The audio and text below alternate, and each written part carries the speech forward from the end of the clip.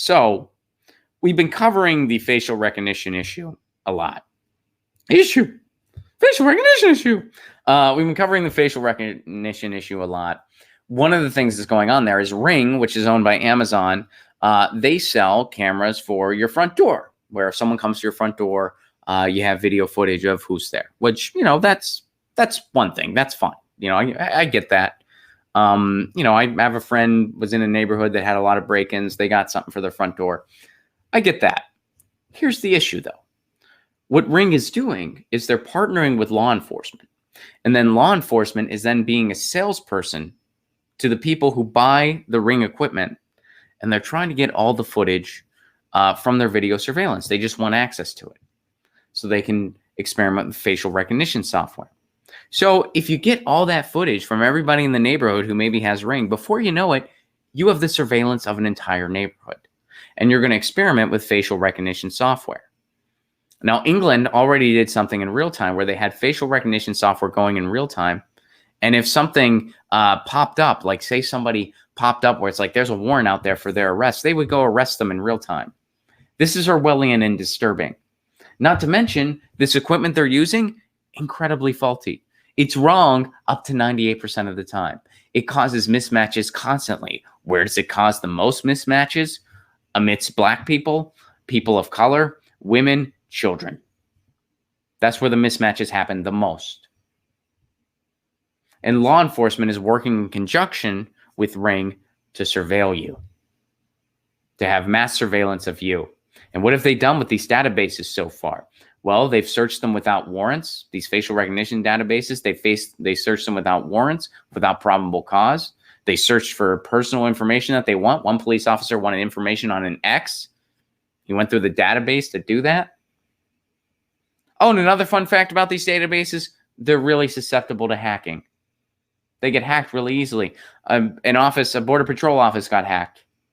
Bunch of travel photos, just hacked. So imagine they had a database of sensitive information about us along with professional licensed photos or something like that, and that got into the wrong hands. What do you think could happen? And I understand sometimes we need to give up a little bit in the name of safety for the public good. I get that. I'm not some total idealist there. But I know an overreach when I see it.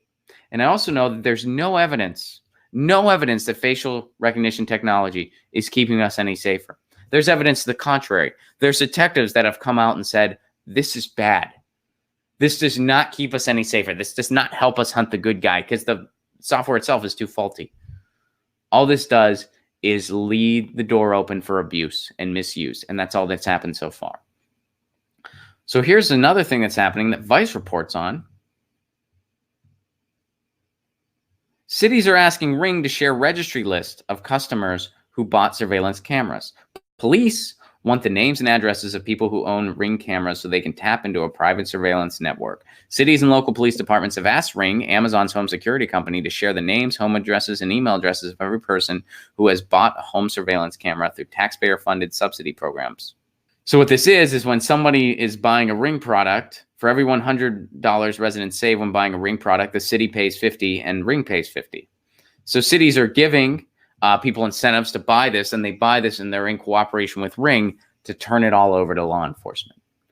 So again, they want the names and addresses of everybody so they can go get their information. So that they can be like, hey, you got to share your footage with us. You got to make sure we have access to it. It'll keep you safer. And then if everybody does that, all of a sudden, police are mass surveying a neighborhood all the time. They can see everything. Because if you add up everybody's front door, you look out and you kind of see everything. You see what's going on everywhere all the time. That mass surveillance does not make us safer. It does not make us a safer society. It does open the door to a lot of abuse. It does open the door to over-policing. And we already have such an over-militarized police force. Imagine if they did something like what they experimented with in England, in the United States. Imagine that in real time with the help of something like Ring. People are being surveyed all the time. And police are just driving around. All of a sudden, this match pops up. And they say, oh, there's a warrant for this guy's arrest. And they just go grab the guy in real time and arrest him. It may or may not even be the person they're looking for. Imagine a situation like that in the United States. Think about how many deaths happen at the hands of police. How many unarmed people are shot by police? Imagine. Oh, by the way, it's most faulty amidst black people and people of color.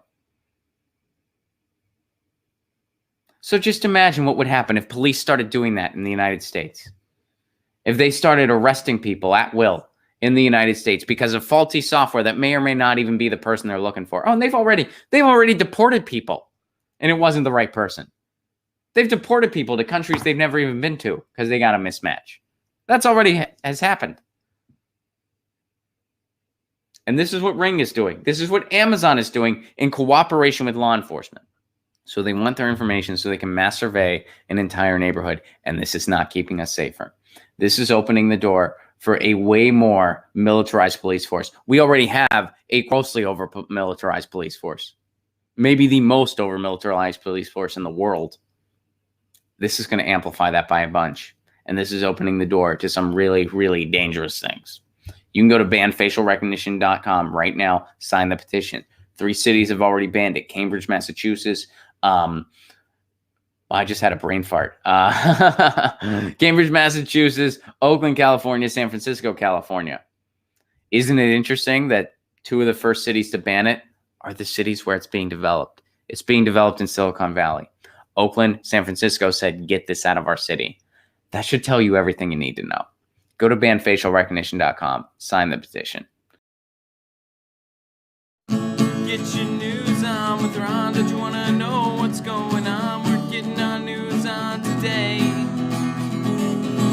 Get your news on with Ron. Don't you want to know what's going on? We're getting our news on today.